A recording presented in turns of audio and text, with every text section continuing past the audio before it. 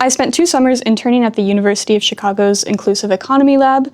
I did a summer map the summer after my freshman year. So in my second year, I interned with PwC in India. I received a grant to, really it's to make whatever you want, but I chose to make a medical catheter machine. This summer, I interned within the solar and renewable energy division of a company called Nelnet back home in Lincoln, Nebraska.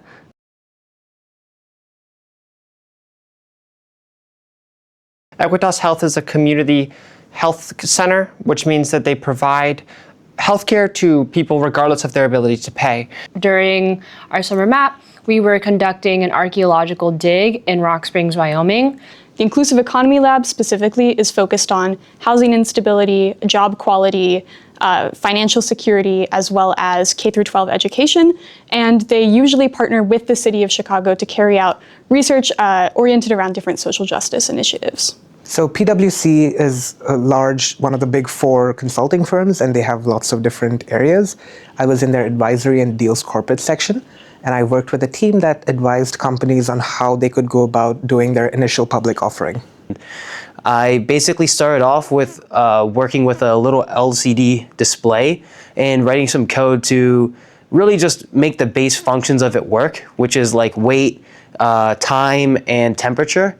We installed solar panels, mostly commercial projects throughout the states of Nebraska, Illinois, Colorado, and a couple other states, but those were the 3 main states.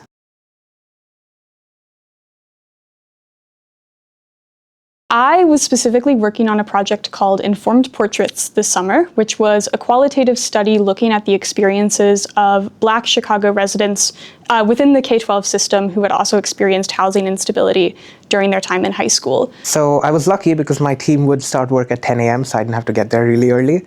And it typically meant that I would be on calls with them, and they would sort of assign me tasks that are that range from looking at spreadsheets to figure out whether certain companies are potential clients, to transcribing audios from interviews so that they can use that when they're preparing their reports for the company. What I did for them is that I worked in legislative affairs, which is sort of an advocacy side. I specifically had a project in which I was writing up a set of proposals to help them get engaged with the state of Ohio with this program called Getting to Zero, which is about HIV prevention. And so I wrote up this proposal about HIV prevention and getting involved in state efforts, and I presented it then to the people who were in charge of my external affairs department, which is our advocacy wing. I was kind of the do-it-all intern. They had me on a rotation, so every week I would go around to a different team, whether that was the finance and the accounting team, or the legal and compliance team, or the estimating and procurement team, the sales marketing team, and I would go around and I'd basically be their personal intern for a week or 2.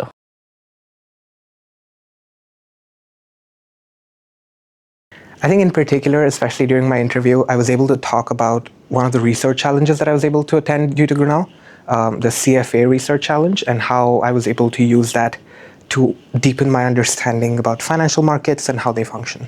Really what it started with was actually an externship through Grinnell. So Grinnell's CLS, which is our career center, offers this externship program in which we can shadow alums.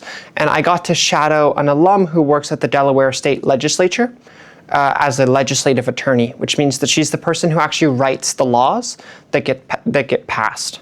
And when I shadowed her, I got to see really how impactful that work is, and I got to see the laws were being passed and they were making somebody's life better every single day, even with things that people really wouldn't usually think about. And that kind of sparked this passion in me for policy and for advocacy and working in this legislative sphere to try to make change happen. The liberal arts education allows you to get education in a various amount of fields, which is very similar to what I was doing this summer. I had to go around from team to team, and the actual day-to-day stuff that I was doing was different, but the core tenets of being able to learn quickly, read, write, communicate effectively were all things that I had to carry over no matter what team I was on. And I think that is something that the liberal arts education in Grinnell does exceptionally well. I had the opportunity to do research with a faculty member in my very first year at Grinnell, which I think is something that isn't often possible at institutions. And the work I was doing on that project, which was within Grinnell's anthropology department, had a lot of the same sort of underlying skills that I ended up using within my internship. And I think when I was interviewing for the internship, I stood out because I was only a second year at the time, and I had this experience under my belt that maybe some people don't have access to until later on in undergrad.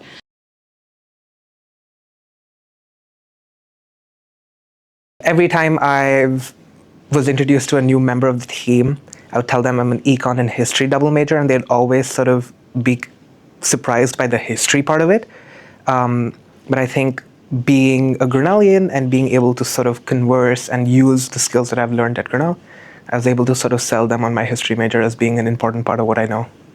I think Grinnell, I've taken courses in policy studies, I've taken courses in poli-sci and things like this, but more than anything, I've met a lot of people from a lot of different paths in their life, and working in the healthcare sphere, that's a huge thing. There's a lot of people who you have to meet who are very different from you and who come from a very different path, and you have to be able to get into that culture and to understand them well. And I think Grinnell's really equipped me well to be a good, a more understanding, a good person in that way. This was my first time ever living alone, and I'd also never lived in a major city before. And both summers I just totally fell in love with Chicago, and now I'm I'm planning to spend probably at least the next few years there. And I really credit just having a positive internship experience as being a part of that.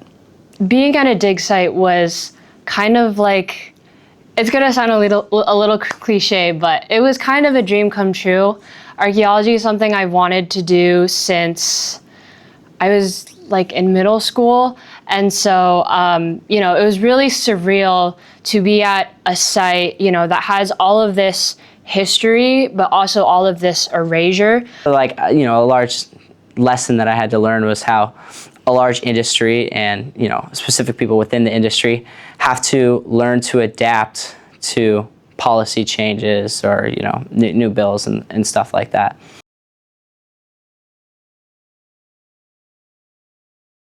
Our group is going to be presenting at the Society for American Archaeology conference in San Francisco in April.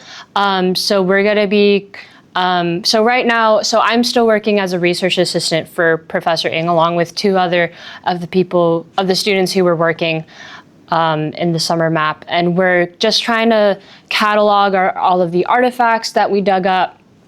And we're going to be creating a poster that talks a little bit about, the evidence of the Chinese community that lived in Rock Springs, and any evidence we can kind of talk about regarding the massacre.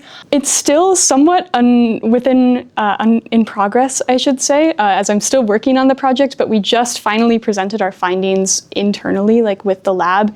And basically, it seems like the main thing that's gone underaddressed is the sense of chronic overwhelm that students are feeling, having to take care of these personal responsibilities in addition to their schoolwork, and that sometimes teachers don't necessarily know how to deal with students who have these external circumstances. So I think the next step is sort of to build an infrastructure where students can feel safe and comfortable and like they have an adult that they can talk to.